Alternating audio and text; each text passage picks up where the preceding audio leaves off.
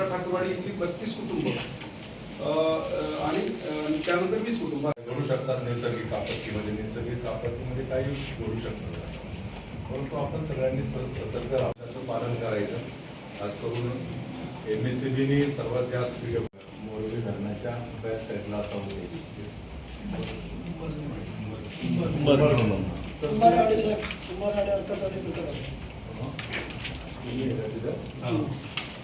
ती बातमी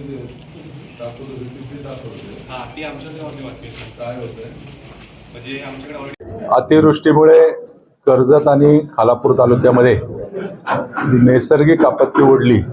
त्याच्या संदर्भात मी स्वतः आमदार महेंद्रशेठ कोरवे, प्रांत अधिकारी, तहसीलदार, सगळ्या विभागाचे प्रमुख अधिकारी यांच्याबरोबर आढावा बैठक घेतली.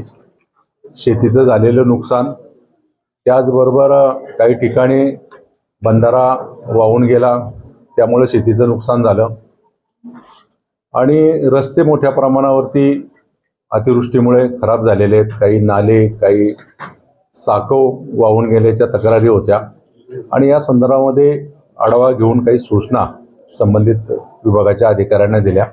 आरोग्य विभागाच्या, पाणी पुरवठ्याच्या विभागाच्या अधिकाऱ्यांना देखील ज्या ज्या ठिकाणी पाणी पुरवठा खंडित झाला, काही ठिकाणी स्मशानभूमी नदीलगत असल्यामुळं त्याही वाहून गेल्याच्या अनेक तक्रारी होत्या आणि सविस्तर आढावा घेतल्यानंतर 3-4 दिवस मोठ्या प्रमाणावरती तर कर्जत, खालापूर वरती, मावळ या सगळ्या परिसरामध्ये मोठ्या प्रमाणावरती खरं तर अतिवृष्टीमुळे नुकसान झालेले आणि या नुकसानीमध्ये मोठी नुकसान ही शेतकऱ्यांची झालेली आहे. तर आता भाताची रोपं लावली होती, काही ठिकाणी ती वाहून गेली, काही ठिकाणी कुजली.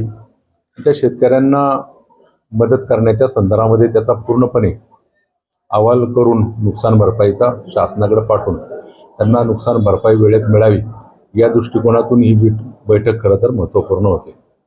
तक्रारी आहेत पावसामुळं, अतिवृष्टीमुळे काही पोल पडले असतील, काही DPच्या बाबतीमध्ये बंद पडून किंवा काही DP जळून तर वेळेवर लाईट चालू झाली नसेल, त्याचा संपूर्णपणे आढावा घेऊन काही सूचना आम्ही दिल्यात.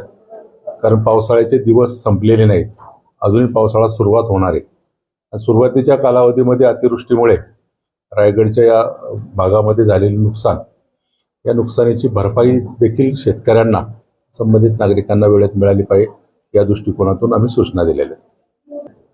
मी तुम्हाला सांगतो, प्रसारमाध्यमातून 1-2-3 दिवस बातम्या येत होत्या.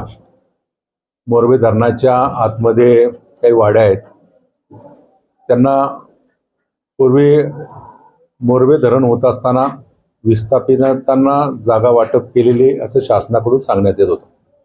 खरं तर 2015-16 मध्ये मी स्वतः तिथे भेट दिली होती. त्या ठिकाणी नागरिकांच्या समस्या देखील जाणून घेतल्या होत्या. काही ठिकाणी लाईट नव्हती, ते लाईट देण्याचं देखील काम केलं होतं.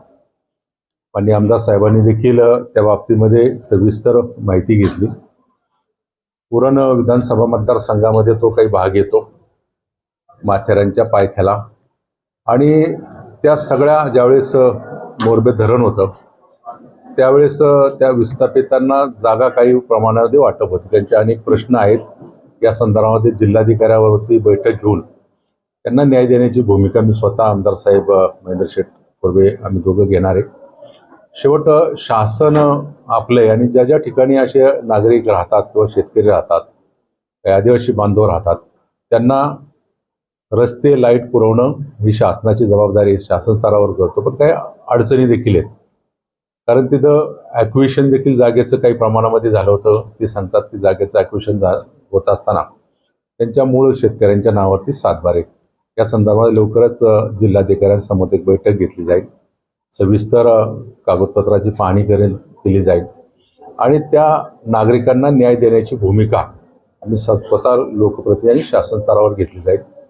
जिल्हाधिकाऱ्यांचा एकदा अहवाल या संदर्भामध्ये पूर्णत्वाला आल्यानंतर संबंधित विभागाच्या मंत्र्यांबरोबर बैठक घेऊन राज्याचे मुख्यमंत्री, राज्याचे उपमुख्यमंत्री सन्माननीय एकनाथजी शिंदे साहेब, नगर विकास विभाग त्यांच्याकडे, कारण मोरबे धरण हे नवी मुंबई महापालिका पाणी त्या ठिकाणी उचलते, अनेक प्रमाणामध्ये खालापूर तालुक्यातल्या समस्या देखील त्यांनी जागा दिली शेतकऱ्यांनी, त्यांच्या देखील आहे. त्या संदर्भात लवकर एक बैठक घेऊन त्यांना न्याय देण्याची भूमिका घेऊ.